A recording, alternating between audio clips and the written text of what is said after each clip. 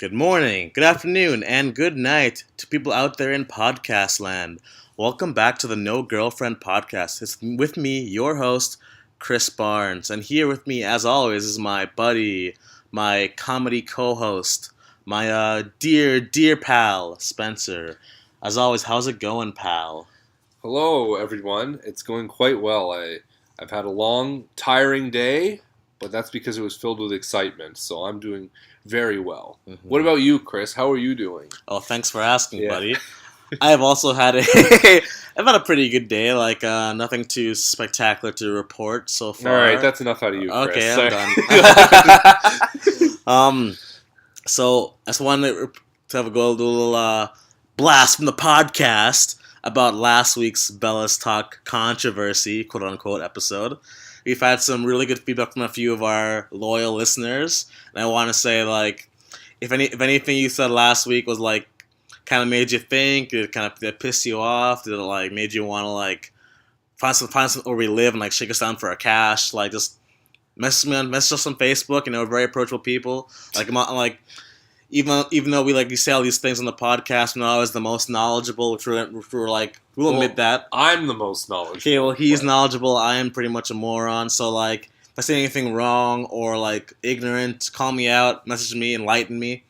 Down to learn, down to debate, down to conversate. So, that's what we do here. But, yeah. As I like to say, Bell, let's talk.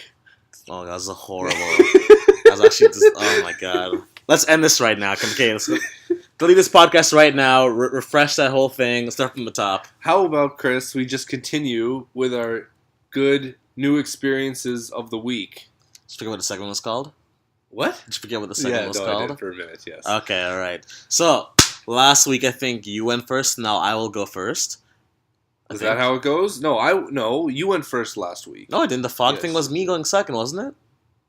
No. Yeah, no. That was No. I said fog. You said you were dating triplets. No, the triplets was the week before. That was twins. You fucking boaster. Oh, yeah, now you're bragging on the podcast. Called out, bitch. It was twins. That was 2 weeks ago. I'm going first this time. Okay, fine, whatever. All right. I have a funny story.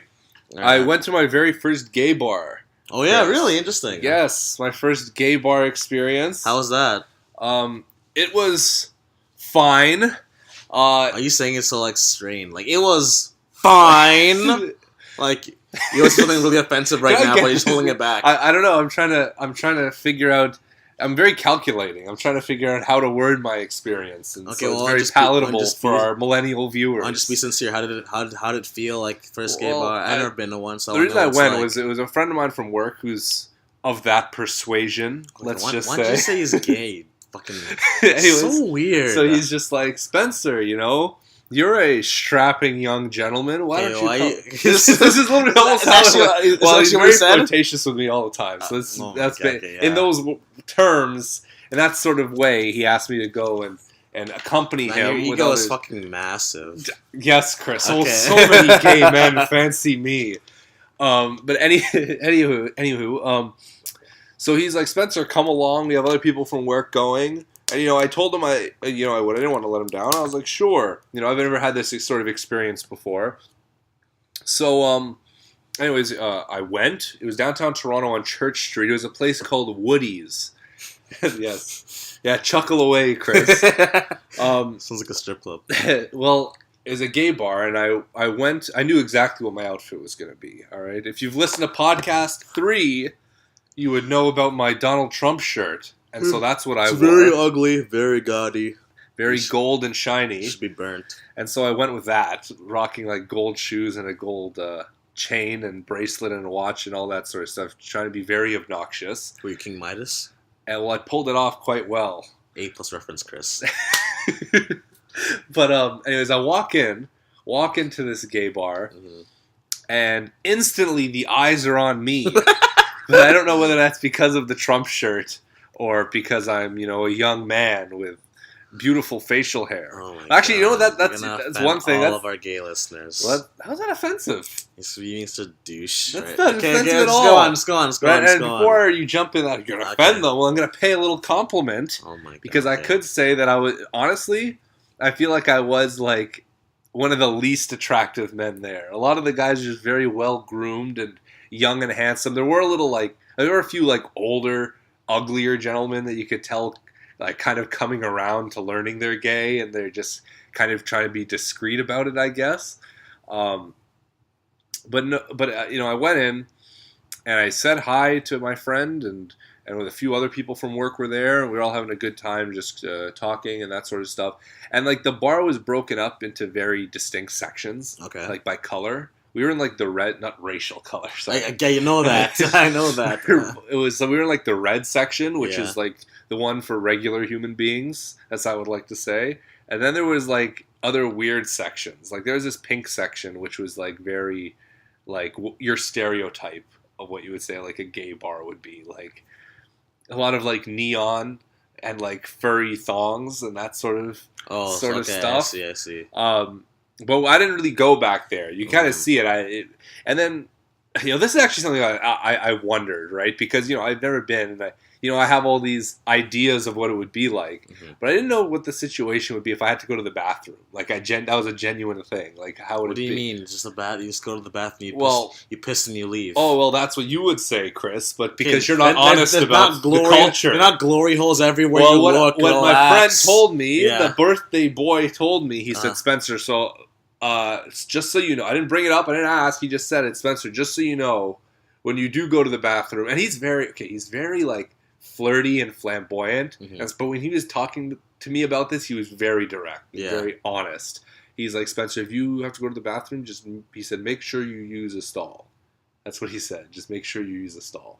That's what he said to me. I said, okay, I'll keep that in mind. I didn't really pursue it with like interrogation, but that's just what he said to me. I never ended up having to go to the bathroom. It's like, I don't have any experiences like that to share. But it was very much like not, like it wasn't like what the stereotype was outside of that one area of the bar. I feel like the area I was in was very just down to earth. Like honestly felt like any other bar you would go to.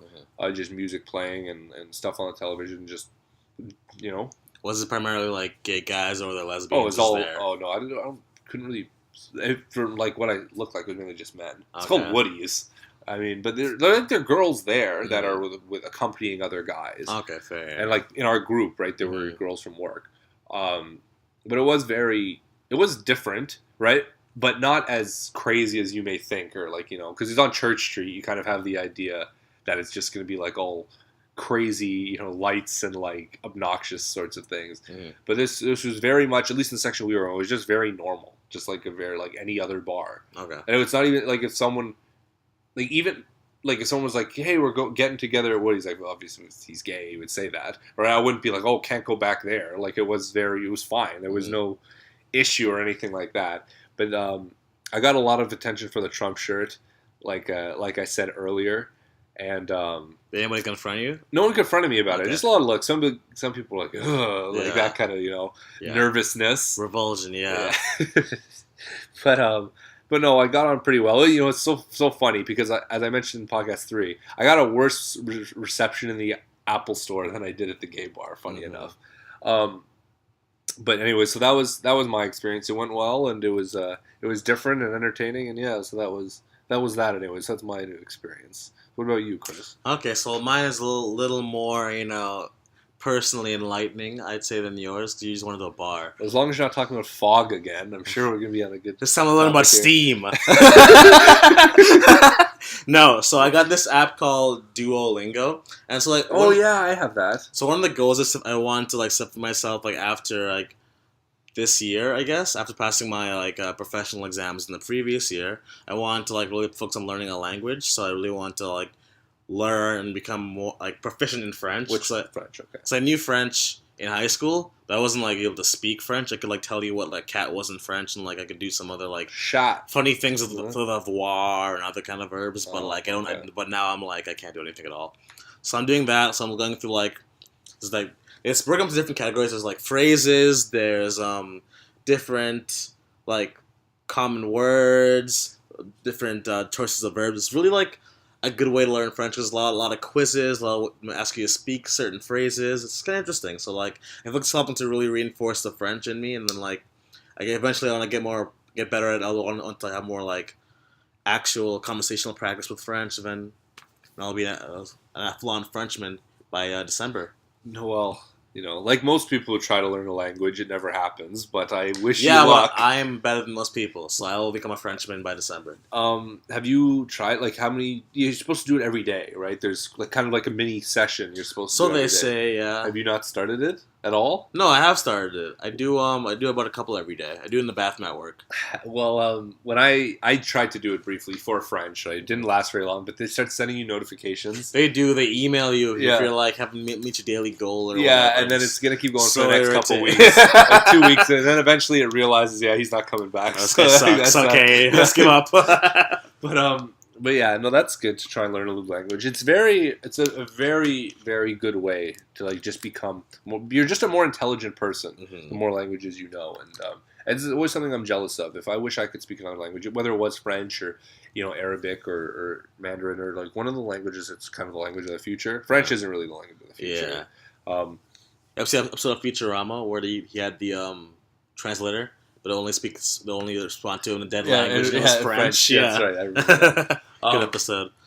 And like I may be kind of like psycho here, but like when I was doing the French like lessons and the quizzes, I kind of felt like my head like vibrating in certain areas, like a part of my brain like firing. Whatever. Maybe I'm just like maybe it's all in my How was head. the weed, but Chris? okay, I don't smoke weed. All right. Okay. No comment. But yeah, so I actually felt like I was using more of my brain that I haven't really unearthed since grade 10 French. But yeah, keep up with that. And there's like eventually- a certain time. I know when you learn a language, there's a certain point you're trying to get, which is just when you can start stringing together just regular conversation. It starts to flow more, and you can fluently speak basic French. Mhm. And once you hit that phase, then it's a lot easier to acquire more knowledge on certain words. But it's hard to get. But it's hard to get to that point, and that's where it's that's why it's good. It's good that you're doing that, Chris. I admire it. If you can keep it up, I feel like you're trying to do something new every week. How's the working out going? How's Merci the burger diet beaucoup. going? The burger diet's actually been going pretty strong. I think I'm on day. Let me fucking check my app.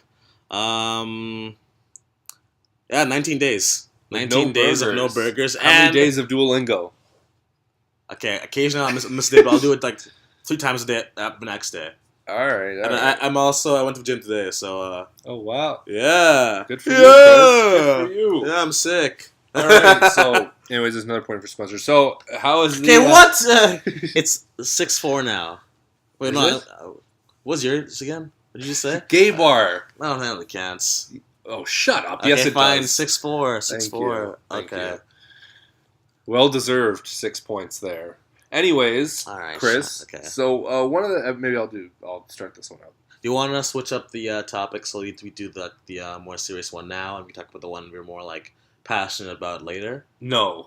But I want to do that one. I want to do that one second. You want to do it second? I want to do the one we just like learned about last. You start. You know what, Chris? Because it's just because it's becoming completely awkward. How about you just take it away and you pick a topic? Okay, fine. You start. You do what you want. No, then. no, you do. No. Oh my God.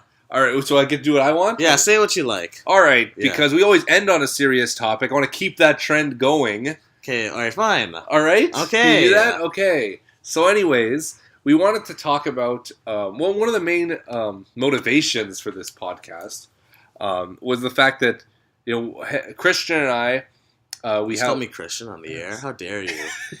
The audacity. Christian Barnes and I... Oh my God, I'm gonna get fired. We admire this one comedian named Bill Burr. He's our favorite comedian of all time for both of us. And I used to listen to his podcast regularly. Chris does. Mhm. We love his stand-up specials. We've seen him live. Like he's just a fantastic, absolute hilarious comedian. Yeah, actually, Spencer got me into Bill Burr. I think in early 2016. I want to say no, early 2015. He got me into Bill Burr's Monday morning pod. Yeah. Oh no, 2015 is when his last special came out, wasn't it? No, Was but it? it was 2015. Was it? Oh, was it? Oh, it's 2015. Okay, yeah. all right. So yeah, around like March, yeah, beginning 2015, I got me into his podcast, and like I listened to it religiously every week, twice a week. Comes out with Monday morning podcast and his Thursday afternoon Monday morning podcast. Both insanely hilarious. Like strongly recommend you listen to it. It's like way better than this podcast. So like, wow, listen Kris, to it. Like it's objectively better than us. I disagree. But wow, you have a huge ego, as I mentioned earlier. But yeah, it's super funny and like it's really inspired in me more of a love of comedy, and like I saw a lot more comedians, watched a lot more comedy specials as a result of getting more into Bill Burr. And I've also really looked for more podcasts, from like comedy podcasts to business podcasts to sport podcasts, like getting more into podcasts because of Bill Burr. So it really shaped my view of certain things, entertainment sphere, in the past couple years. Well, one of the things we wanted to do off that, because now he has his new special that he's been working on for 2 years. His new special just came out on Netflix, and so Kris and I, we sat down together and we watched it together. It's called Walk This Way. Walk Your Way Out. That's what it is. What is Walk This? Okay, yeah, Walk Your Way Out. Yes. Yeah. Anyways, we watched it together for the first time, even though I secretly watched it when it came out. Fuck you. I know, I'm joking. I didn't do that. But we watched it together, and we wanted to come to you guys saying if it's worth watching and indulging in. Mm-hmm. And my answer to that is no. It was not a good stand-up special. Mm-hmm. His past 4 that he's done before this are all absolutely hysterical. They're just fantastic. This one, like, actually sucked. In my opinion. All right. I'm not gonna say it sucked, but I will say that compared to the other ones like Let It Go, or You People Are All the Same, or Emotionally Unavailable, like there's huge like library specials leading up to this one. This was definitely the weakest, but I think it was the most experimental compared to the last ones. Like in the last ones, he has like a kind of a set delivery style, a way he talks about his jokes, and a way he delivers his punchlines. This one he kind of changed it up. He's doing a lot more different things with like mic tricks, voices, all that kind of stuff, and then it didn't really land all the time, but I could see that he wanted to do something different with this special this time around. I feel like, when you're over on Netflix and you see other specials, well, at least how I do, I just click on it, I kind of fast forward 10 minutes in and start watching it. Why? So you can get in the middle of it. You don't need all that stupid intro. The intro's the best part. No, the intro's always the worst. Hello, everyone. How are you guys doing? Thank you. And we're going to start now. I love that part. No, I hate it. Anyways, hang on. My point is that, when you do this and you just start it up and you're just kind of watching it and you're like, yeah, this is fine. I got that exact same vibe from this, which is a huge letdown because it was just as funny as any other special like stand-up that I find on Netflix, and most of the Netflix stand-ups I don't find very funny. Mm-hmm. It was just really, just the humor was just not landing for me at all, and I feel like he focused on things. He went off on tangents on areas where I don't think he needed to, and just some of the funniest things I felt like he didn't realize the value. Like some of the things he said could have been punchlines, mm-hmm. and they weren't. They were just kind of in the middle of a joke. Yeah, and it was just like he normally has such a good sense of humor, comedic timing, and that kind of thing. Yeah, what works and what doesn't. And we have 2 years to practice the thing. Like, so Kris and I saw him live, and a couple of the jokes that we saw live, he did in this. I felt like he performed them better when I saw them live, which you would think wouldn't happen with all this preparation. Like, I only vaguely remember that live show, but the jokes were. Yeah, I definitely remember laughing a lot harder seeing him live in theater. Yeah, and I was crying there. Here I was laughing hard at points, but I wasn't like consistently laughing throughout, as he usually makes me do. Yeah, and like I don't also like the live. Live's great, but it's not as good as a special because the specials it's just kind of better angles. You're closer, you get to kind of see everything. So it's not a question of live comedic performances being better. I don't think that's the case at all. He was just better live, in my opinion. And we saw him like in what was it, January of 2015? No, it was like September of 2015. Because I remember because I was pretty hungover. Oh, great. Yeah. Okay. It's after Homecoming. Yes. Oh, that's right. That's right. After Homecoming. But like, so imagine in like a year and almost a year and a half, mm-hmm. right? Because it got worse. The bit got, like, a lot of the bits got worse. Maybe because he's just performed them so much. Like, that'd probably be it. He's just performed it for so many times now that it's just, like, it's just been so dry to him and boring to him. Mm-hmm. But, it was just not good this time around. I also think it has part of it to do with the crowd. I mean, he is a really engaged crowd. Like, even though there's a lot of, like, off-color jokes about like race relations and women and Hitler. Usually the jokes still like land every time. Even when the crowd gets silent, he can like make them like laugh by calling them out for their sort of hypocrisy, sort of. But this time the crowd really was kind of like they were always subdued throughout the whole show. They weren't as engaged in it. They weren't like loving his off-color humor. It's just kind of like, and if they're not into it, it's kind of hard to be into it as an audience. Because like when the crowd's like cracking up, I'm cracking up. We're all cracking up. It's a never-ending cycle. Yeah. But now it's just kind of like, oh, they're always silent, so I feel kind of awkward laughing. Yeah, no, I feel the same way. I don't know whether it was maybe just like the sound from the audience wasn't there, sound, yeah. But I know what you're saying. Yeah, it didn't feel as we were all like in his last special. I just remember like there were moments where the crowd really did erupt in laughter. Like I was dying as well. I just thought it was so good, and even the very first stand up I ever saw of him, I remember really finding funny, like genuinely hilarious. And so it's just very disappointing because this is the longest I've ever waited for a special from him. Yeah. And I don't think my expectations were that high. I mean, I was gonna say, Dick, do you think it's because you've watched all his specials at least more than twice, and like we listen to the podcast, at least I listen to the podcast pretty religiously, and like, do you think it's because we have like this crazy high, like super high pedestal of what we think Bill Burr can deliver to us that like this is kind of like he can't possibly live up to what we believe he can? Well, I mean, his last special, I knew about. I saw all of his specials before the one before this, and I remember seeing his newer one, and then laughing a lot, like thinking it was just as good.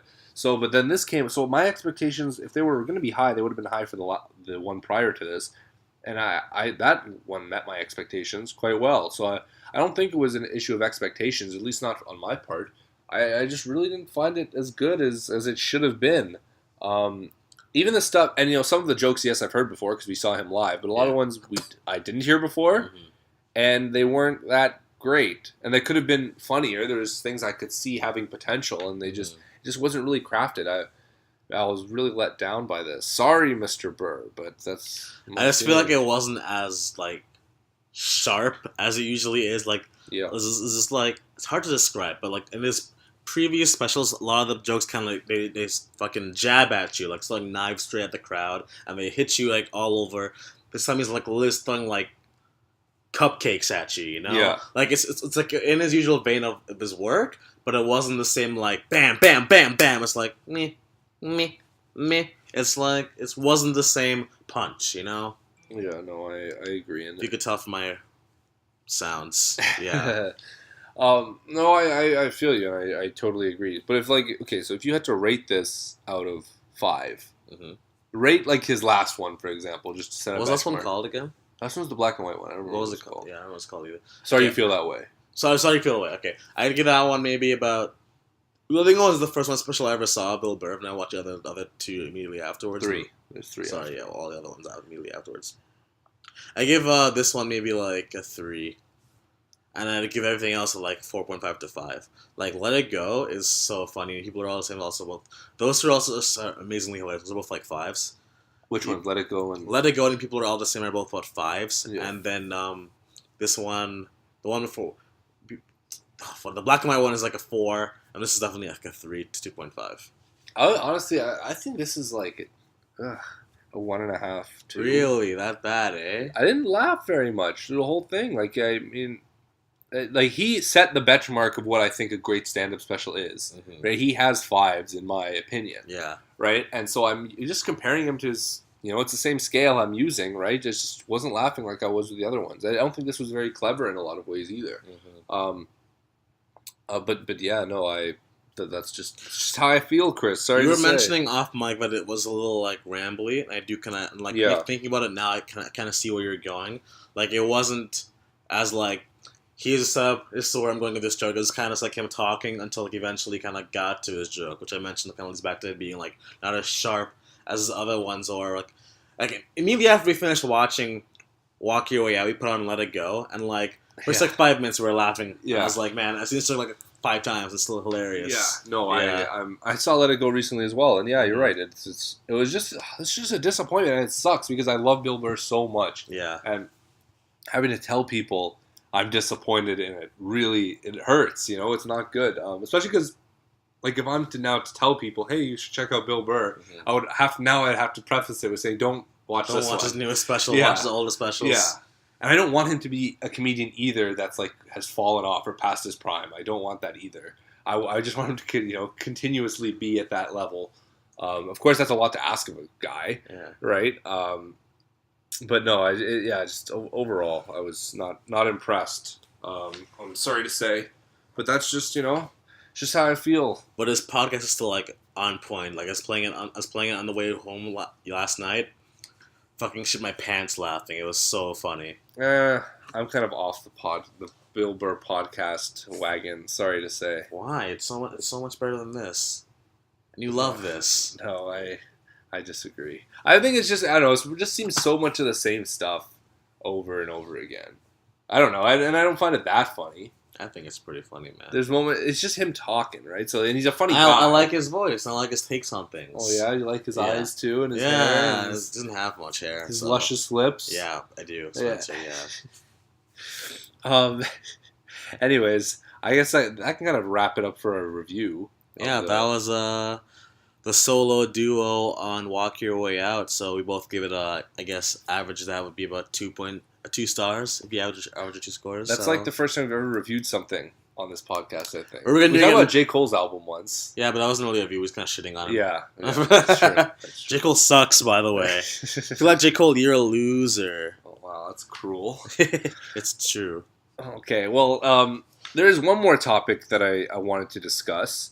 Coming off of that nice, funny stand-up, it's something that's a lot more somber and sad and depressing. Recently, there was a tragedy that took place in the province of Quebec, Canada, where this shooter guy, this white male, went to a mosque and shot and killed 6 people and injured 25 others in like this like terrorist attack, right? That's he was a terrorist. Let's call him a terrorist. Yeah. So I mean, it was quite abhorrent and depressing. And I feel like, but I feel after it, there's a lot of stuff to say with like the current state, and both of how it unfolded and how people react to terrorist attacks in general. What's always interesting when you hear attacks like this, both people who are very political, they always have to wait and see like if the shooter comes out, if it fits like their narrative of what they want, right? So there's people on the left that this was just like their icing on the cake of like with all the stuff going on in the States, like the fact that this was like a white man attacking Muslims. People on the left were just they're very happy about that. This is how it came about. Whereas opposed to, I feel like people on the right, when there's a shooting, a lot of people on the right, they're like, oh, like I hope it's a Muslim, because that kind of fits like the conservative narrative that like Islam isn't compatible with the West. Man, you are so cynical. Dude, that's exactly that's literally factually how it goes. Where Chris, that is how narratives go, but I don't think people are like hoping like, please God, be a Muslim shooter. No, but you can see it based on people's reactions afterwards. Because I have a lot of friends. Yeah, I'm conservative, but I'm also a younger guy, so I have a lot of friends who are very liberal and lefty, and from my university, and I have a lot of friends that are very conservative. And you can compare the reactions of these people through the different events that happened. Like when there was that attack in France a few months back, I think it was actually in the summer, where like that the truck like drove through that crowd of people, killing like a bunch of people, right? A lot of the conservatives say like, this is horrendous, this is despicable, this is disgusting, like has no place in our society, this sort of stuff. And then a lot of people who are like the more lefty friends of mine, they're just like, if they mention it, yes, they say it's bad and that's it, or they just don't mention it at all, like it didn't happen, right? And whereas opposed to this happens. And a lot of conservatives I know, they kind of just quiet about it. Like, let's pretend that didn't happen. But then a lot of people I went to school with, they're like, one guy in particular, Like, he goes and, like, lists the 6 victims, their names and age, and he goes on this big spiel about, this is not the Canada that I see, and this is not who we are. And I'm just like, man, you did not react this way when there was, like, the Ottawa shooting, when there was, like, the shooting in France with the Je suis Charlie stuff, or any, like, all these other attacks. You did not act this way. Yeah. But because it kind of fit the political narrative that you want, you had this reaction that was... Yeah, I agree. There is a very strong element of framing in these kind of things, and how people, like, it'll, as you mentioned, it'll suit the narrative. Like, hey, because of Trump's actions, you can see it's this trickle down effect of people, like, being increasing these race fueled assaults. Yeah, damage that was to exactly, mosques and Muslim establishments all across North America, and I'm like. Yes. And sorry, I thought I'd pause for a second there. My mistake. But yeah, because that's how people trying to frame these stories. But I'm not. But I disagree. But what I think about it is still like it's still a tragedy in itself. You know, I mean, like no, there's no but there's no. That's the thing. Like, so I want to say there's no denying that, but frequently it's come to my attention now. I mean, like, so there was an article that I just read recently by noted crackpot Sean King, who's a commentator in America, and he wrote, like, conservatives were conspicuously quiet after this attack, and the reason, and Trump supporters specifically, and the reason for that is because deep down they actually supported this, and it's like that's the sort of crap that's pushed out by people, and like that's literally like the most disgusting thing you could say about someone. It's like they didn't change their Facebook status or picture or whatever. The reason they didn't do it is because they're totally okay with just mass killings of Muslims. Like, let's be honest here. That's what they really feel. And like to think so little of people who disagree with you, like that is genuinely evil. That's an evil attribute you're giving to somebody. It's so cynical. Like, you're saying I was cynical. Like, that is the most cynical thing you can say about another person. I think the saddest thing about this whole thing is how people can, like, take these tragedies that happen, like, as you're mentioning, in Ottawa, Quebec recently, Paris, all things happening in the Middle East, all around the world, and they just, like, take these, like, absolute horrific tragedies, and they use it to kind of, like, to spin their stories and, like, further cement their arguments. Like, yes, Muslims have attacked this nation. Islam is evil. Islam should be wiped out. You have to be more militant against Muslim nations, Muslim people. Or it'll be like a white terrorist attacking these people, and it'll say like, oh, all Trump supporters are evil Muslim haters, and like, these are definitely very, very extreme views. When what we should be focusing on is like the actual tragedy itself, and not how it suits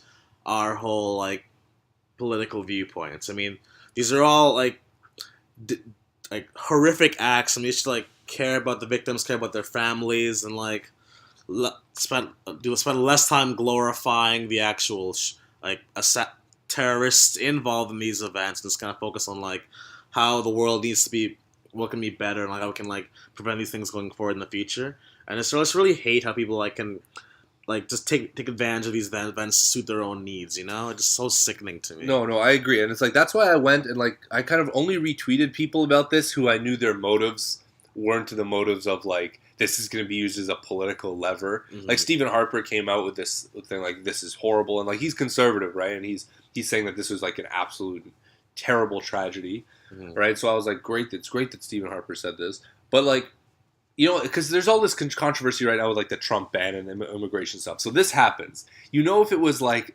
a Muslim shooter, then it'd be like, oh, well, this is why Trump's ban is good, and this is why, you know, we should be limiting immigration. And that's the talking point that would be pushed out. People saying, so we should be less like Canada, so you enforce this Muslim ban. Yeah, and then, but now because it was this, then the narrative was like, well, clearly that ban is just the stupidest possible thing. I mean, we have killers roaming the streets here who are white, and this is the Trump effect. You know, Donald Trump, his racist narrative is fueling this sort of anger.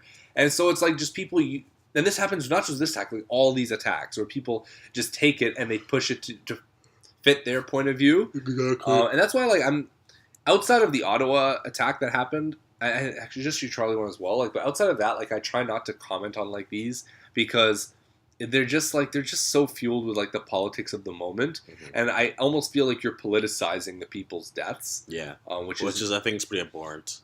Yeah, and like even the Rebel.media, which is like a conservative Canadian news outlet, one that I used to write for, so I can come at this with don't applaud yet, Chris, because I'm going to be very critical of them in a second.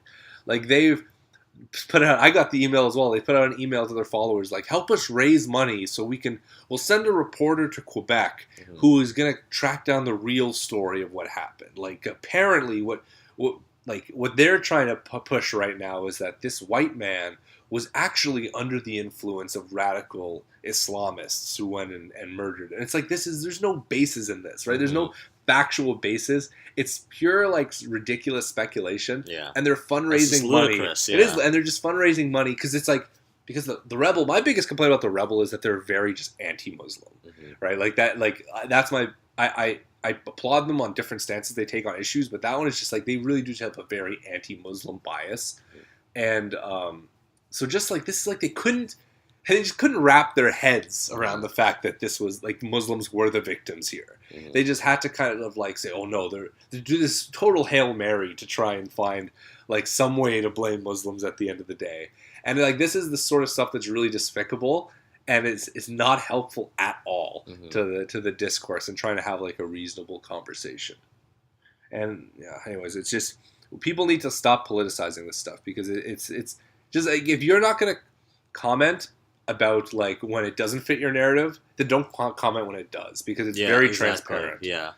I feel like we should just treat all these events as they happen, like accept them for the tragedy that they are, mourn for people who we've lost, like vilify the people who've committed these horrible, heinous acts, and then just kind of try to strive to find ways we can improve society for the future, like prevent these acts going forward. I mean, it's pretty hard to like stamp all these acts out completely, but we should at least like work towards being able to prevent them better in the future. But I feel like you're in a very lucky situation, Chris, because even though you have opinions, you're still kind of apolitical. So when you'll call all these things a tragedy, right? Yeah. So I think you're very consistent on these sorts of things. But like just different politicians, like everything is so calculated in what's done. Like, Justin Trudeau is like in his element, JT. right? Because he gets to, Justin Trudeau is very much under attack for his having more refugees come in, and like his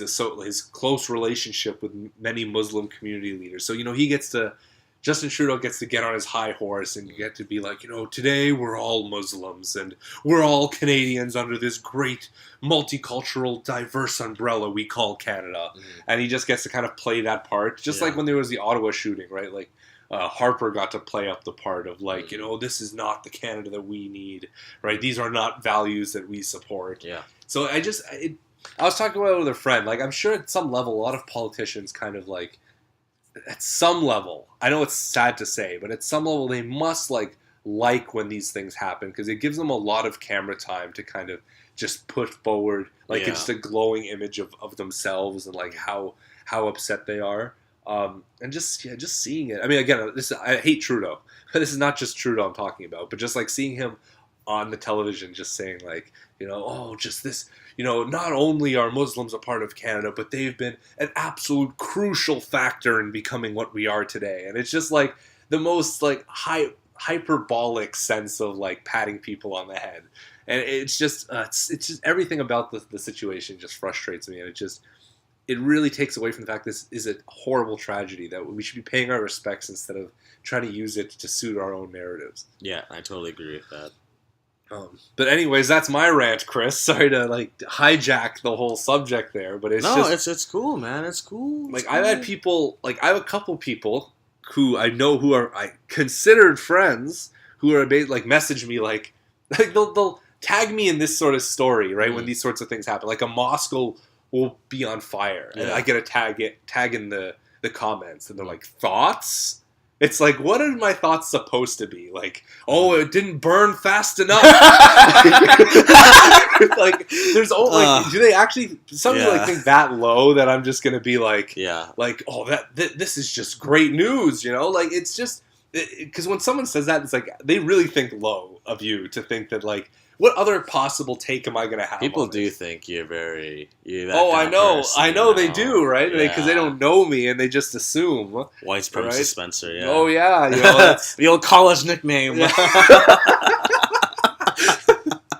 But yeah, oh god, but it's and like I get tarred by that brush a lot because like in my and I should put this out there for people who know me, in my conservative circles, I'm viewed as like quote soft. I think you mentioned that before. Yeah, it's just every podcast. I don't mention that. No, that's bullshit. Yeah, I don't man, mention we that. Get it. We get it. Well, no, they don't get it, Islam. Chris, Okay. because I get the same shit every time something like this happens, and it's just like, well, Spencer, like you must be okay with this, or you must, like this doesn't really bother you. Why aren't you tweeting about this 24/7? Like, do you not care about these dead, slain Muslims in Quebec? Mm-hmm. And I don't understand, like, what's expected, right? Like, do you actually think I'm supposed to be like just giving a nice slow clap to this killer? It's like, of course not, right? It's an absolute tragedy. So people need to understand that people have diverse views. Mm-hmm. And you can't just be tarring people with one brush on both sides of this issue. I think bringing it to more of a social standpoint. Yeah. That's like what's the why I don't like do the whole like make your status and like make your picture and profile like show your solidarity with like France or whatnot, because like there are these tragic events happening all over the world, and like I don't really want to like single out just use this one as the one I want to like change my whole like Facebook to show I'm supporting for. Like obviously I care about these events happening all over the world, but like I don't want to pick up just the one, Yeah, and like I totally agree. Like I remember changing my Facebook profile for the Paris attack of Charlie Hebdo because like that was the first time they did that. I remember, right? That was the first one. Yeah, and I remember, or was it the gay marriage one? Maybe the first one. But the first one is kind of thing. Yeah, for this kind of thing. Yeah. And I remember, so I think I did that because it was new and like I tried it out. But yeah, like as they go on, it's like you're right, because now you start trying to.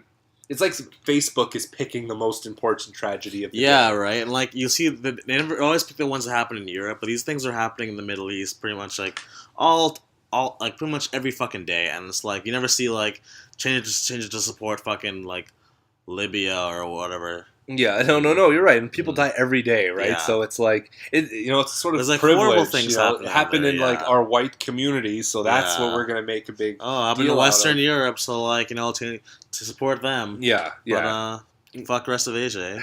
No, I hear exactly what you're saying. That's a good point. Like, it's kind of just this weird, like, social circle jerk. Like, we're getting off at like, oh, look how sympathetic we're being. And it's kind of like what I was saying with Bill Let's Talk last week. It's just, I don't know, I just feel like it's this group thing where we just kind of all pat ourselves on the back. It's not going to Bill Let's Talk again, man. Yeah, I know. We all know I'm you're just drawing wrong parallels. And cynical. Oh, shut up, Chris. Your views are very backwards. But no, you're right. Backwards, if I might say. I think I agree with you. We should, like, kind of calm down. I mean, send condolences, pray for people, the victims, that sort of stuff. Send money. Yeah, exactly. Yeah, send money or that sort of stuff. Just stop making it like some sort of like public like thing where we all like look how great I'm being by sending my best wishes. It's like we get it, we're sad, everyone, but there's ways we can deal with it and ways we can actually help and contribute versus ways where we're just kind of like venting to our friends on Facebook. Mm-hmm. And us paying like lip service to it. Exactly. Yeah. It's exactly what it is, right? So. But I think that kind of covers that topic. Yeah. Just, I had to get that off my chest, Chris. Anything else you want to say to close? I really have to use the bathroom now, so let's wrap this up. Okay. So, support us on all our various social media. Like us on Facebook. Follow us on Twitter at NoGirlfriendPod. Gmail us, nogirlfriendpodcast@gmail.com. Hit us up on Facebook.